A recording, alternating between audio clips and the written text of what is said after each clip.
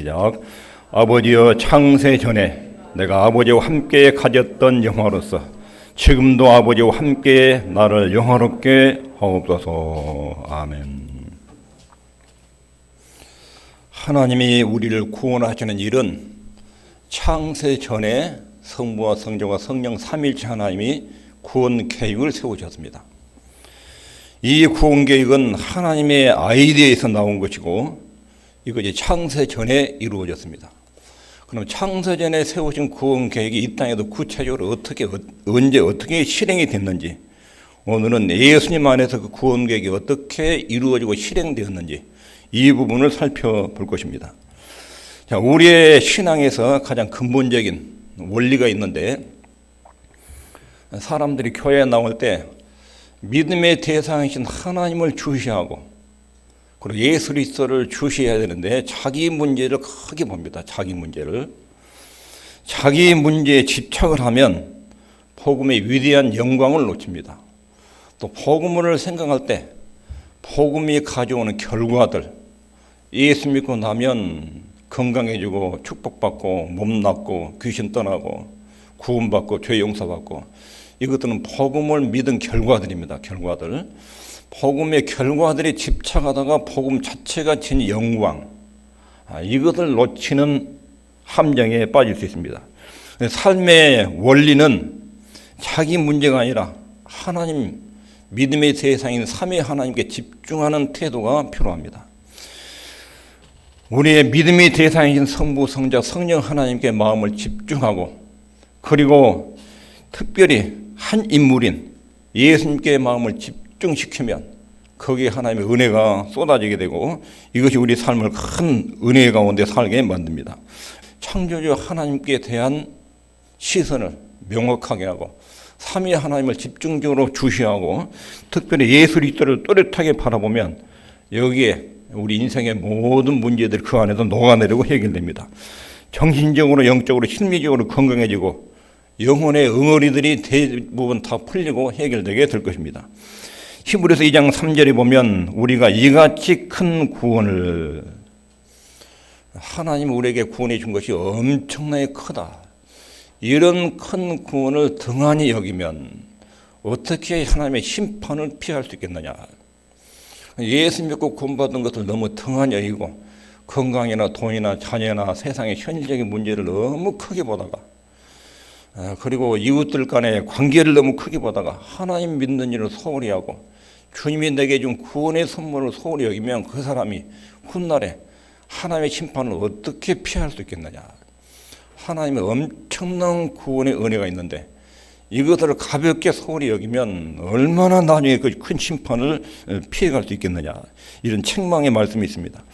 우리는 예수님 안에 이루어진 큰 구원을 알아야 됩니다.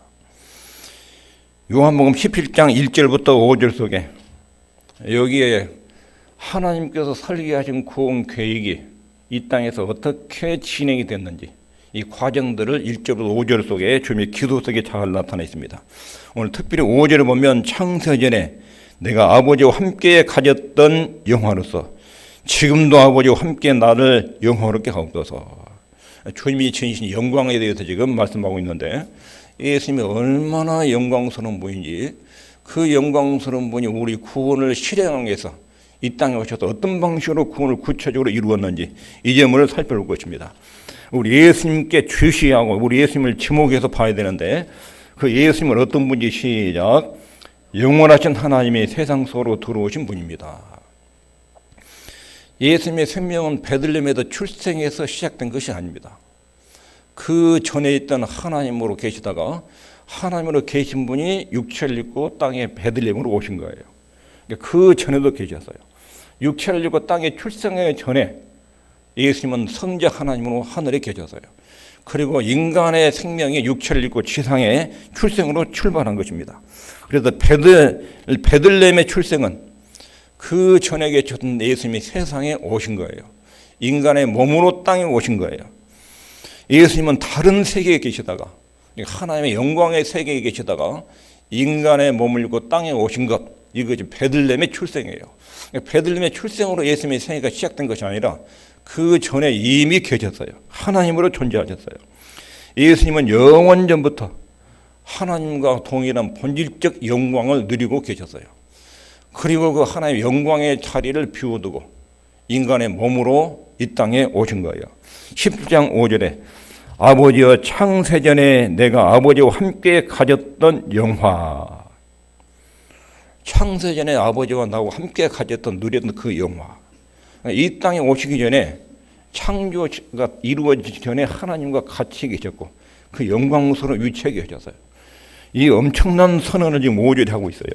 아버지여 창세전에 내가 아버지와 함께 가졌던 영화로서 지금도 아버지와 함께 나를 영화롭게 하옵소서.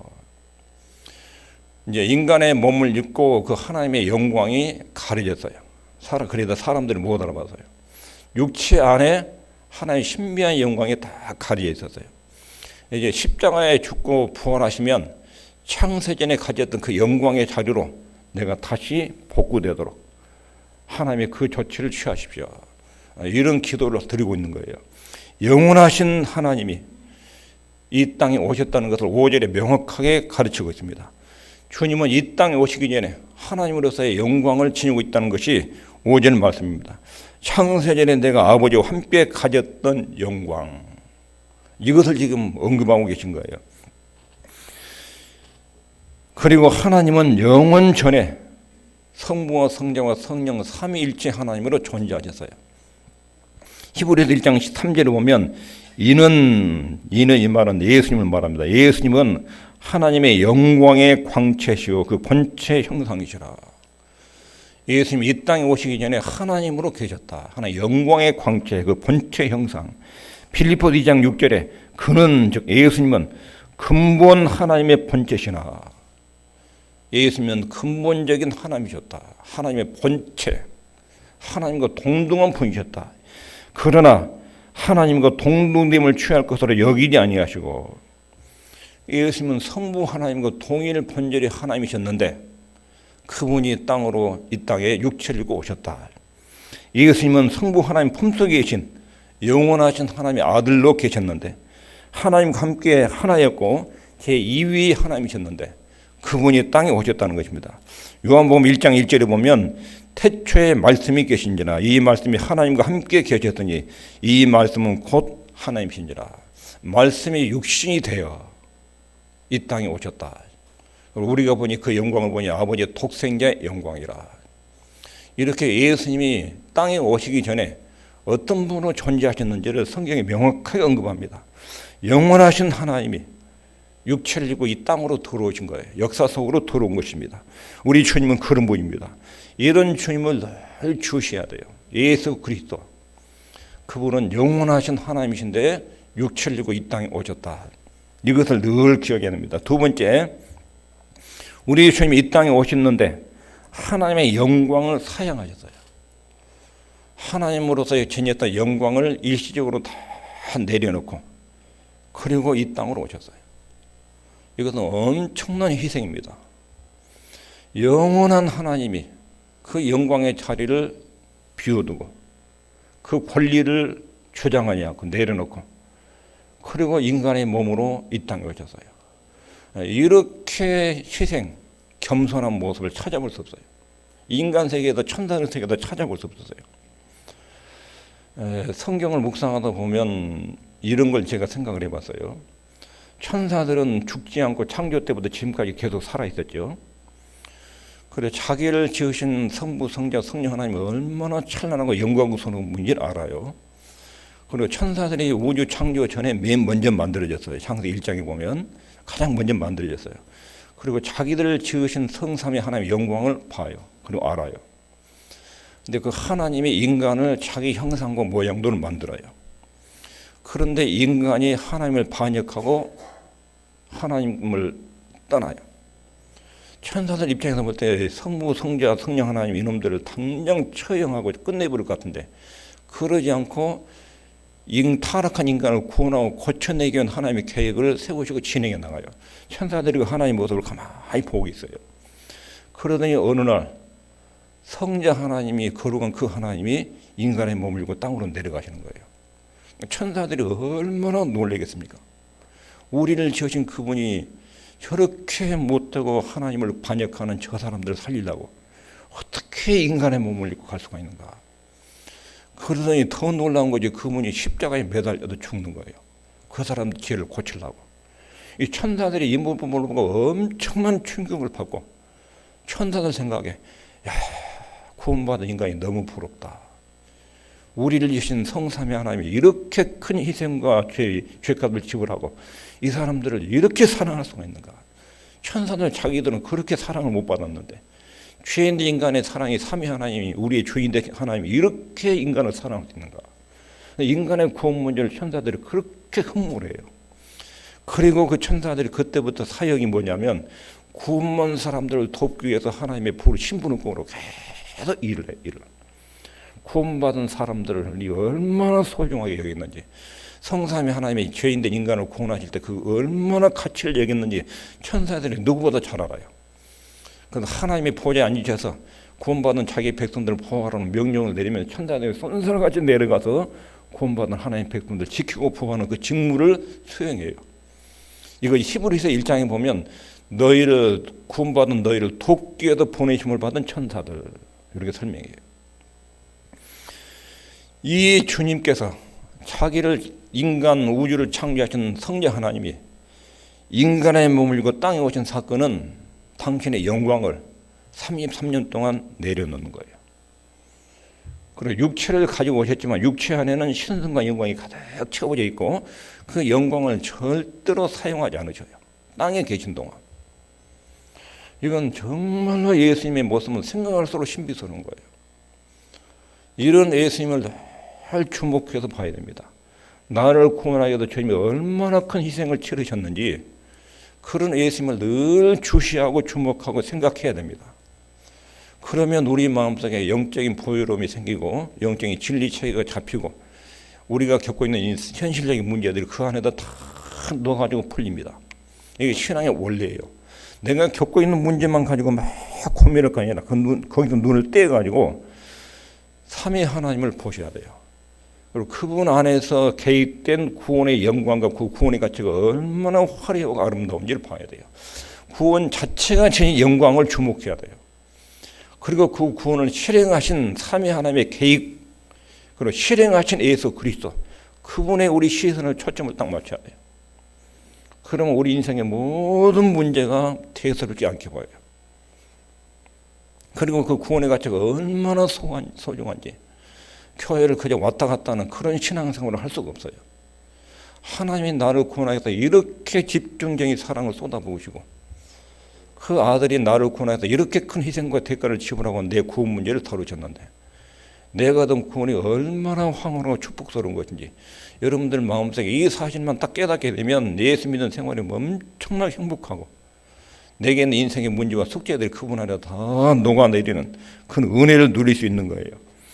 하나님의 영광을 사양하신 분, 그렇게 영광스러운 광채가 변화산에도 잠깐 그 영광의 광채를 제자들에게 보여줬죠.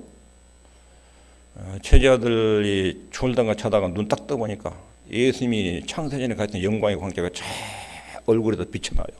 햇빛보다 더 강렬한 빛이 발산해요. 제자들은 엎드려져.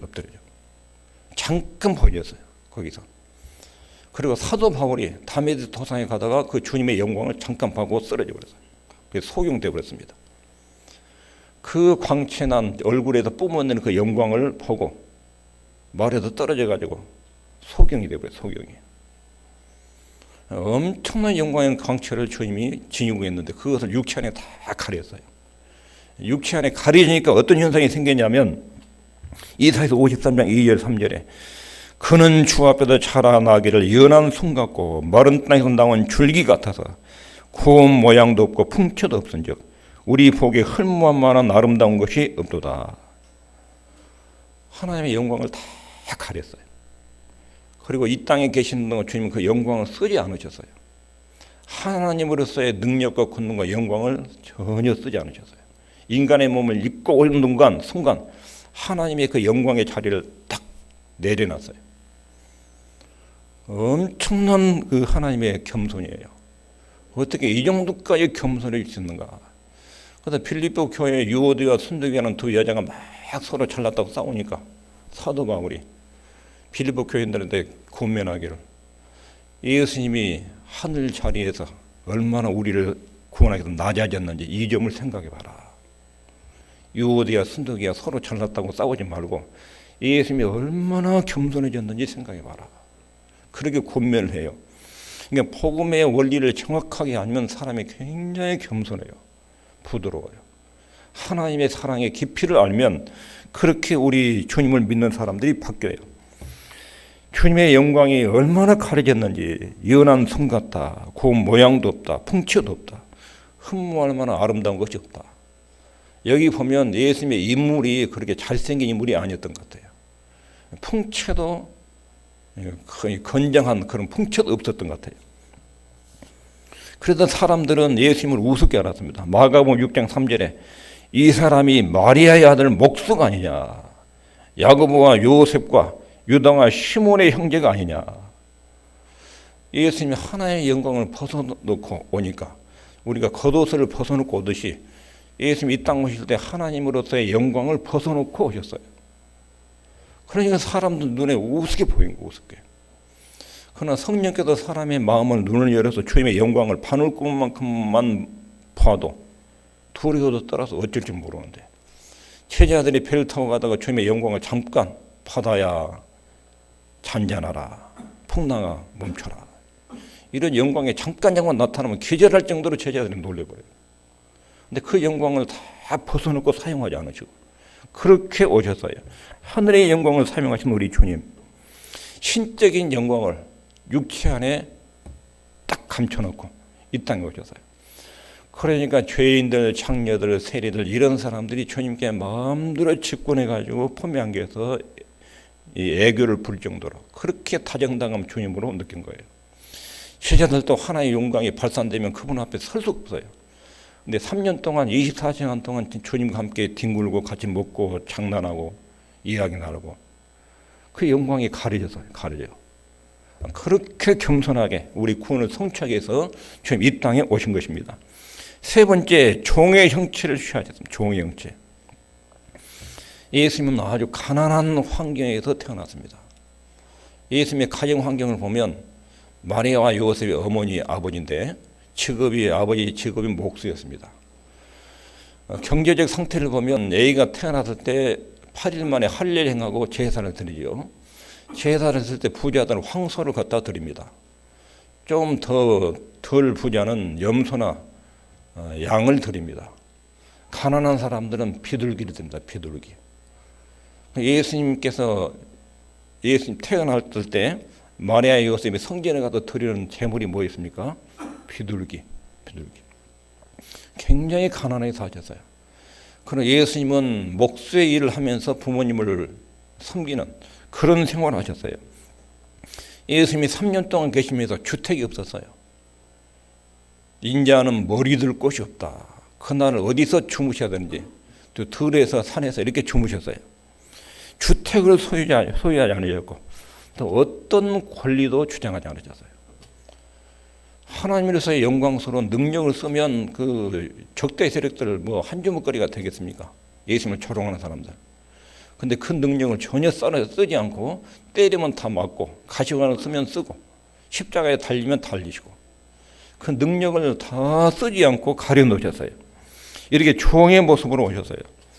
그리고 나서 오늘 본문 5절에 보면 기도 속에 내가 지상에서 그 영광을 쓰지 않고 벗어놓고 가려놨는데 이제 성부 하나님께서 그 영광을 내게 돌려주십시오. 엄청난 기도를 하는 거예요. 내가 창세 전에 아버지와 가졌던 그 영광을 나한테 돌려주십시오. 이제 주님께서 십자가에 죽으시고 부활하시면 부활과 동시에 창세 전에 가졌던 그 영광의 자리로 복귀하실 거예요. 부활 후에 이 기도가 응답이 됩니다. 창세 전에 진지했던 그 영광을 내게 돌려주십시오. 그리고 그분이 하신 사역을 봐야 됩니다. 우리 주님이 행하신 사역. 예수님은 여러 가지 방법으로 하나님을 영화롭게 하셨습니다. 4절에 보면 아버지께서 내게 하라고 주신 일을 내가 이루어 아버지를 이 세상에서 영원롭게 하였사오니 예수님은 이 땅에서 모든 활동을 통해서 하나님을 영원롭게 하셨습니다. 사람들이 예수님을 보면 하나님을 알 수 있었습니다. 예수님의 제자 중에 도마가 빌립이 그랬죠. 빌립이 가로되 주여 아버지를 우리에게 보여주옵소서 그리하면 족하겠나이다. 그때 예수님이 하신 말씀이 빌립아 3년 동안 나를 따라다니면서 네가 나를 봤는데 나를 보면 아버지를 보았거늘. 이 말이 무슨 말입니까? 예수님의 모든 행동은 아버지의 영광을 표현하는 것이었어요. 네가 나를 봤으면 아버지를 봤는데 어찌하여 아버지를 보여주려 하느냐. 그래서 예수님의 말과 행동과 움직임은 전부 아버지의 영광을 나타내는 행동이었어요. 하나님에 대한 인간의 생각들은 다 불완전하고 조각조각 지식이었습니다. 그런데 하나님 아들 예수님이 오셔서 하나님이 이런 분이다 하고 3년 동안 다 보였어요. 완벽하게 보였어요. 이것을 히브리서 1장 1절에 옛적의 선지자들로 여러 부분과 여러 모양으로 우리 조상들에게 말씀하신 하나님이 구약 성경에 하나님에 대한 지식을 조각조각 여러 부분 조금씩 알려줬다. 그런데 마지막 날에 그 아들이 와서 예수님에서 하나님을 완전하게 쫙 보여줬다. 예수님이 하나님을 쫙 완벽하게 보여줬다. 예수님이 모든 행동과 언어를 통해서 주님의 영광을 나타냈습니다. 이렇게 예수님은 모든 가르침, 그리고 행동, 표적 이 일을 통해서 인간이 알아야 될 하나님을 정확하게 보여준 거예요. 정확하게. 하나님이 어떤 분인가를 보여주려면 여러분 복음서를 읽어보면 예수님의 행동이 다 나와요. 예수님의 행동이. 죄인들을 대하시는 예수님의 말과 행동 전체가 하나님을 나타내는 것입니다. 그리고 하나님은 예수님께 사명을 주시고 그 사명을 이루는 일을 통해서 하나님께 영광을 돌렸어요. 예수님의 모든 활동을 통해서 하나님의 영광을 나타냈고 예수님은 하나님께서 하라고 하신 사명을 이루어서 하나님께 영광을 나타냈어요. 4절에 보면 아버지께서 내게 하라고 주신 일을 내가 이루어 아버지를 이 세상에서 영원하게 하였사오니. 그럼 하나님 아버지가 예수님께 하라고 주신 일이 무엇인가? 예수님의 사역. 첫 번째 있습니다. 시작. 율법 준수. 하나님이 인간에게 율법을 주신 목적은 이 율법대로 살면 하나님을 영화롭게 한다. 이 이정표예요. 이 율법, 이 법대로 너희들이 살면 그것이 하나님을 영화롭게 한다. 이게 율법의 이정표는 이거예요. 율법 전체 정신은 하나님을 영화롭게 하는 데 있습니다. 그러니까 율법은 아담이 타락하기 전에 모든 행동은 하나님 율법대로 다 이루어졌어요. 아담의 타락하기 전에 행동은 율법대로 다 이루어졌어요. 근데 타락하고 죄가 들어온 뒤로 하나님의 법이 인간의 생활 양식에서 다 파괴되고 무너진 거예요. 그래서 하나님은 아담이 타락하기 전에 이상적 표준을 출애굽기의 율법 형태로 알리셨어요. 그러니까 율법의 기본 정신은 너희들이 이렇게 살아야 하나님의 영광을 받으신다. 그런 뜻이에요. 근데 인간이 율법을 어기고 준행을 못했지요. 하나님의 영광에 이르지 못한 거예요. 율법의 목적은 어떻게 사는 것이 하나님을 영원롭게 하는가. 이것을 가르쳐주는 거예요. 율법이. 그러니까 예수님이 이 땅에 오셔서 첫 번째 사명이 뭐냐면 범죄하기 전 아담의 모습으로 사셔야 돼요. 예수님은 출생부터 지금까지 하나님의 법을 단 한 개도 어겨서는 안 돼요. 율법을 100% 성취하셔야 돼요. 이것이 하나님께서 예수님께 하라고 하신 첫 번째 직무예요. 율법을 다 이루어서 하나님의 의를 확보해야 돼요. 첫 번째 아담이 이걸 실패했어요. 하나님의 법을 이루는데 아담이 실패했어요. 둘째 아담으로 인간을 구원하기 위해서 오신 둘째 아담은 하나님의 율법을 100% 성취해야 돼요. 첫 번째 아담은 최상의 환경에서 율법을 어겼어요. 둘째 아담은 최악의 환경에서 율법을 성취해야 돼요. 이것이 예수님이 이루신 사명입니다. 사명. 맡기신 일. 맡기신 일이 십자가만 아니에요. 하나님 율법을 준수하고 완벽하게 예수님 몸으로 율법을 순종해야 되는 직무를 띠고 오셨어요. 그리고 예수님은 33년 동안 살면서 율법을 1.1획도 어김없이 다 만족하게 순종해 내십니다. 그리고 하나님의 목적인 의를 이루십니다. 아담이 실패했던 것을 우리 둘째 아담이 오셔서 완벽하게 실패된 것을 성취하셔요. 그래서 예수님은 아담이 불완전하게 창조됐다고 의심하는 사단의 세력, 그리고 아담이 하나님의 아담을 지을 때 불완전하게 만들어 놨으니까 죄를 지었지, 이런 의식을 불식시켜요. 예수님은 40일 동안 최악의 환경에서 마귀의 시험을 받죠. 근데 시험에 넘어가지 않아요. 첫 번째 아담은 최상의 환경에서 마귀의 시험을 받았는데 넘어갔어요. 이 부분을 40일 금식을 통해서, 금식에서 사단의 유혹을 이겨내므로 아담의 첫 번째 문제를 극복해내시고 우리의 죄 문제를 거기서부터 시작하게, 사역이 거기서부터 죄를 속죄하는 사역을 이루기 시작합니다. 주님의 첫 번째 직무는 율법 준수, 두 번째 예수님의 사역은 뭐냐면 대제사장 사역이에요. 대제사장, 완전한 대제사장.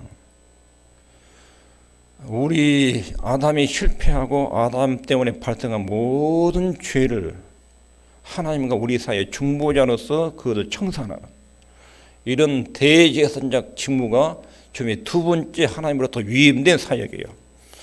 창세전에 삼위 하나님이 구원을 의논하시고 계획하셨는데 앞으로 인간이 타락하면 성령 하나님께서 땅에 내려가셔서 우리의 법, 하나님 만드신 율법을 완벽하게 이루고, 그리고 대제사장으로서 아담의 지은 죄의 모든 후유증들을, 그리고 죄의 결과들을, 그 죄의 원인들을 십자가로 청산해야 되고, 이 두 가지 직무를 하나님이 주셨어요.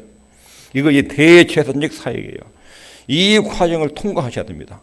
아담과 똑같은 몸으로 와서 아담이 범죄한 죄를 하나하나 다 처리하고 그 과정을 통과하셔야 합니다. 둘째 아담으로서 첫째 아담의 똑같은 모습을 가지고 아담처럼 실패하면 안 되고, 실패하지 않고 율법을 지키고 대제사장의 직무를 수행하는 것, 이것을 주님이 실행하셔야 됩니다. 이것이 성부 하나님으로부터 맡겨진 일입니다. 이 일을 이루어 내가 아버지를 영화롭게 하였습니다. 이렇게 주님이 고백하십니다. 마지막 한 가지 주님이 지금 남아있는데, 이 기도를 하고 내일이면 이제 십자가를 죽는 요 직무를 감당할 것입니다. 십자가에 죽은 일, 1절에 보면 아버지의 때가 이르렀사오니, 때가 이르렀습니다. 내가 드디어 이제 십자가에서 죽을 때가 이르렀습니다.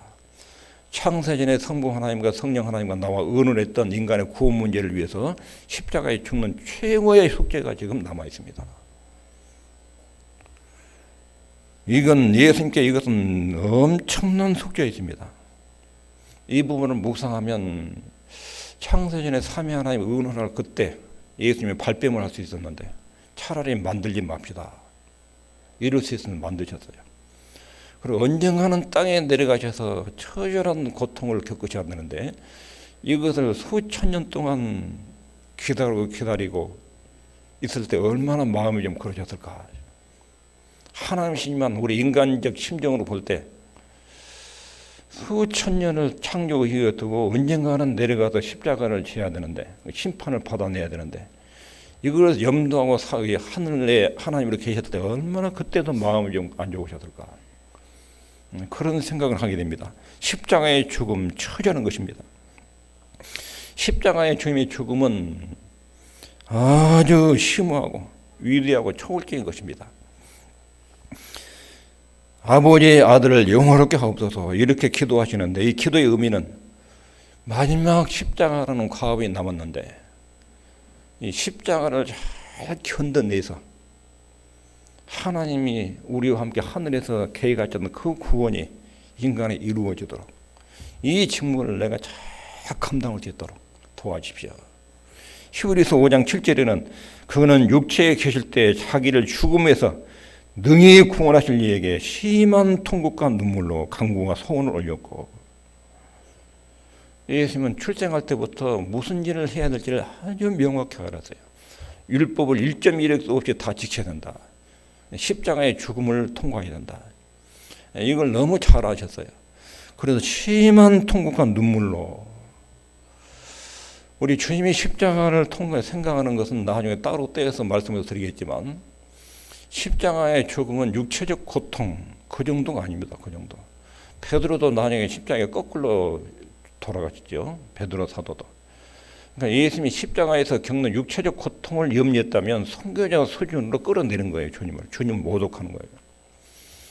예수님이 십자가에서 최고로 고통스러운 것이 무엇인 줄 압니까? 육체의 고통이 1000만 배는 더 고통스러운 것이 있어요. 그 고통의 핵심은 이거예요. 성부 하나님과 영원전부터 단 1분 1초도 사랑의 교제가 끊어진 적이 없었어요. 그 교제가 아들로서 아버지와 그 영광스러운 교제와 그 기쁨은 단 1분 1초도 단절된 때가 없었어요. 근데 십자가로 딱 올라가는 순간 하나님 얼굴이 돌변해요. 죄인에 대한 심판으로 돌변해요. 아들, 딸들, 할머니, 할아버지가 항상 손주한테 잘해줘도 어느 날 그냥 매를 들고 그냥 후리에 치면은 손주들 놀래가지고 그다음 한 일주일은 안 하고 그러죠. 일주일은. 하나님 아버지가 영원토록 그렇게 다정다감했던 하나님이 십자가에 딱 올라가는 순간 죄 지은 인간의 구원받은 죄가 예수 먹기에 다 쏟아지잖아요. 다 짊어지잖아요. 거기다 진노를 쏟아부는데 그 진노의 얼굴을 볼 때 이걸 견뎌낼 자신이 없는 거예요. 예수님이 견뎌낼 자신. 그 하나님의 진노를 어떻게 극복해야 될지. 그래서 그 진노를 견뎌내도록 하기 위해서 막 눈물과 통곡으로 기도한 거예요. 내가 이것을 십자가에 올라가서 그 하나님의 진노를 극복해내야 되는데, 견뎌내야 되는데 천사들은 녹아버립니다. 녹아버려요. 인간도 녹아서 없어져요. 하나님의 그 죄에 대한 진노를. 그러니까 하나님의 신분을 가진 자만 죄에 대한 하나님의 심판을 견뎌낼 수 있어요. 이걸 위해서 눈물과 통곡으로 기도를 했다는 거예요. 십자가를 앞두고 주님의 최고의 고민거리가 그거예요. 육체적인 고통은 성자들도 그 정도 고통은 다 즐겁게 감당을 했어요. 예수님이 십자가 고통은 그런 차원에서 보는 것이 아니에요. 하나님이 진노가, 죄인들에 대한 진노가 십자가로 쏟아질 때 그 진노하신 하나님의 그 표정을 주님이 이것을 어떻게 극복해야 될지, 이것이 지금 엄청난 압력으로, 지금 영혼의 압력으로 오고 있는 거예요. 이 부분을 놓고 지금 마지막 그 직무가 지금 남아있는데 기도하신 거예요. 내가 이 직무를 성공적으로 잘 마치고 창세전에 의논했던 인간의 구원 문제가 이 직무를 수행해서 이루고 난 뒤에 나를 다시 하나의 영광의 자리로, 창전에 가진 그 독생자의 자리의 영광으로 복원시키십시오.